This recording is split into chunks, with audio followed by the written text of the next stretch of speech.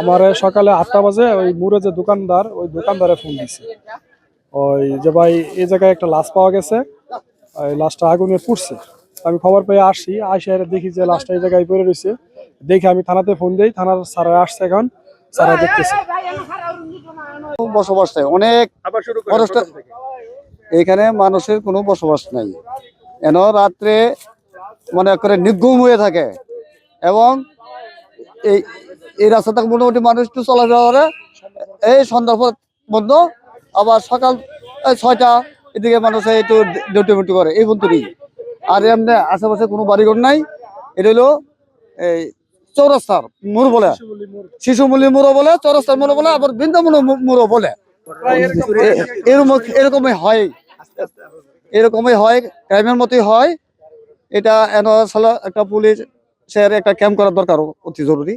এটা খুবই বিশেষ, প্রায় সময়ই এরকম হয়ে থাকে। বহিরাগত একটা লাশ পাওয়া গেছে। এই লাশটা এখানে পুরাইয়া ফেলেছে। এটা কোন জায়গার লাশ, কোন থানের, এটা কেউ শনাক্ত করতে পারে নাই। এটা আজকে নতুন কিছু না, নতুন কিছু না। এটা আজকের থেকে মনে হয় যে 40-50 বছর আগেতেই মানে এইখানে এই লাশগুলো আইন নাই না, দূরের থেকে মাইরা মাইরা লাশগুলো আইন নাই না, এইখানে ফালায় রাখা যা না পুরা যা, গাছের লোকে বাইন্দা ফালায় থুয়ে দেয়। এই অবস্থা এইভাবে চলতেই থাকে। এইখানে প্রশাসনের ডিউটি করতো পুলিশ, রাত 12টা-1টা পর্যন্ত থাকে পুলিশ।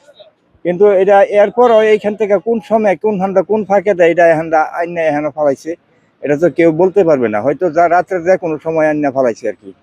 তো আমরা চাই এখানে একটা পুলিশ ক্যাম্পের ব্যবস্থা করা হোক এই মোড়ের মধ্যে। হ্যাঁ, তাইলে আমরা এলাকার মানুষও স্বস্তি পাবো। তা এই দেশের মানুষ এইদিকে রাস্তাঘাট দিয়ে যাইতে পারে না, এদিকে ট্রাক বাস আটকায়। গত কিছুদিন 1 বছর আগে মোবাইল টোবাইল যা আছে সব কিছু ছিনায় নিয়ে গেছে। হ্যাঁ, এইভাবে যদি এইভাবে নেওয়া যাতে আমাদের এলাকার মানুষরা এখান থেকে চলতে পারি না। আমরা বহিরাগত মানুষ আছে এনে ডাকাতি করে, তারপরে এখানে এই চলতে ফিরতে আমাদের খুব কষ্ট হয়।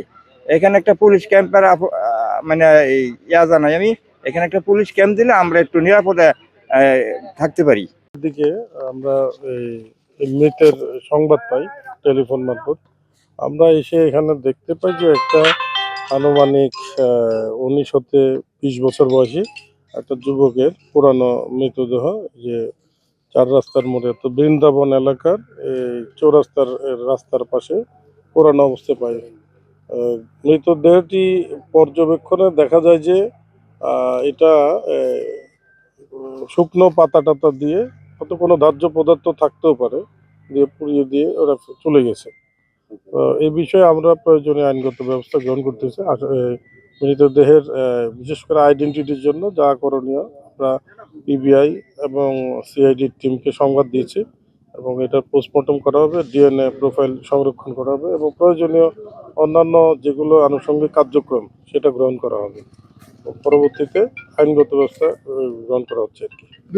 থানায় কোনো মিসিং ডায়েরি আছে এরকম? হ্যাঁ, আমরা সেটাও দেখতেছি। আমরা এই যে মিসিং ডায়েরিগুলো আমরা পর্যবেক্ষণ করব, এবং আমাদের পার্শ্ববর্তী থানাগুলোতে কোনো মিসিং থাকলে এই বয়সী কোনো লোক, সেটা আমরা অ্যানালাইজ করব। এবং আপনারাও একটু মিডিয়ার মাধ্যমে কোনো আত্মীয় স্বজন যদি থেকে থাকে একটু ওনার ছবিটা গ্রহণ করে একটু দিবেন, যাতে ওনার পরিচিতিটা আমরা পেতে মানে সাহায্য করবেন, তাড়াতাড়ি পাই। ধন্যবাদ।